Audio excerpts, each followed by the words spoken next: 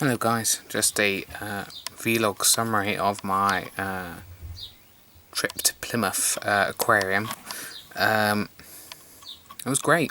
I went with my parents and girlfriend, and it was a lot less stressful than I thought it was going to be.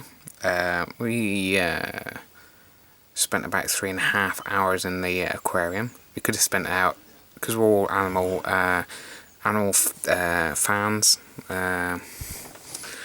we could have spent all day in there easily, to be honest. And it's the biggest aquarium in the UK, and it only costs £13.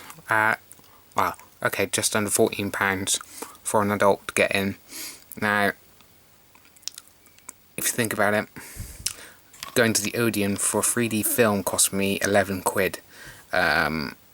So it only costs a couple of pounds more than that, and you can spend as much time there as you'd like, and it's amazing.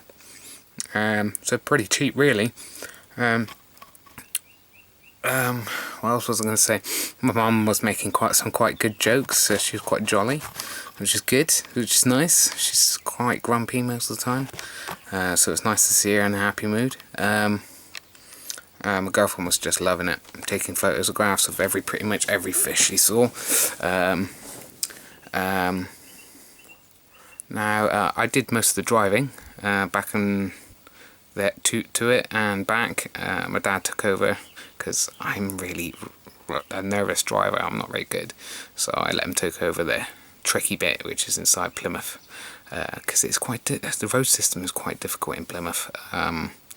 So be careful. The aquarium wasn't that well signposted. As it said, it was clearly kind of signposted. It wasn't. But yeah, there you go. That usually is the case, isn't it? I'm a bit torn between when it comes to zoos and aquariums. Obviously, I prefer to see the animals in their natural habitats, if I could afford to do that. But I mean, obviously, I'd still prefer to have no aquariums or zoos than them being in their natural habitat. But obviously, it's just quite a lot of the animals are saved from places, so that's good. Obviously, and it's quite good to inspire children and adults as well into trying to conserve nature and all these beautiful animals. I'm going to try not to get into a rant, but I just think, we're the most intelligent creatures on this planet. We number in our, almost 10 billion, 7 billion I think our population is right now. We just don't give a crap about nature. We just destroy it all the time, wiping. Because when I went to the aquarium, there was like loads of these species were like on the endangered list, and it's all thanks to us. And it's quite sad to see, to be honest. But there you go. Not much you can do. People are selfish. What can you say? We need to control our numbers, is what I think we do. Anyway, let's not get around about that. But problems with the aquarium.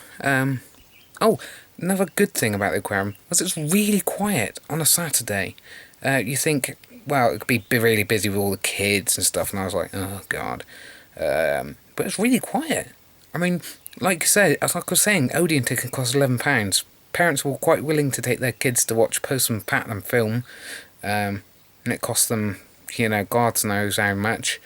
It doesn't cost that much more to go to the aquarium to see real animals. It just, that kind of niffed me off, but was good at the same time, because I didn't, I've got lots of time to look around all the different fish without being bothered, so that's good. There was a few bad things, like there were like 3 different types of creatures that were in really small tanks, even though they were really big animals, like octopus was in a really small tank. I thought that was rather cruel.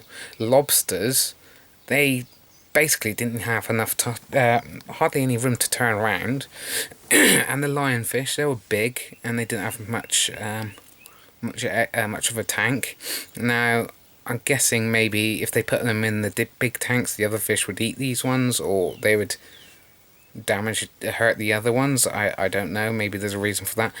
But at the same time, they could still make a bigger tank for them, because they obviously needed it. The turtle was ill, so we couldn't see the turtle. That was a shame. And lack of crabs. There wasn't hardly any crabs. I quite have a thing for crabs. And I think like the big tanks, they didn't have much going on at the bottom of the pools. I think, well, why not have some crabs or lobsters in the bottom so you can see lots of diverse animals in one tank. There was also a pool that had a great rocky area and a sunken seaplane in it, which is great. It had some awesome animals in there, but right at the bottom of this big pool was just black flooring. There wasn't no sand or gravel or what you expect to see at the bottom of the sea. I thought that was really weird and a bit odd, but maybe there's a reason for that too. I don't know. So yeah, but overall it's amazing. Cheap, quiet, amazing creatures. Like I said, we spent 3.5 hours. We could easily spend all day. And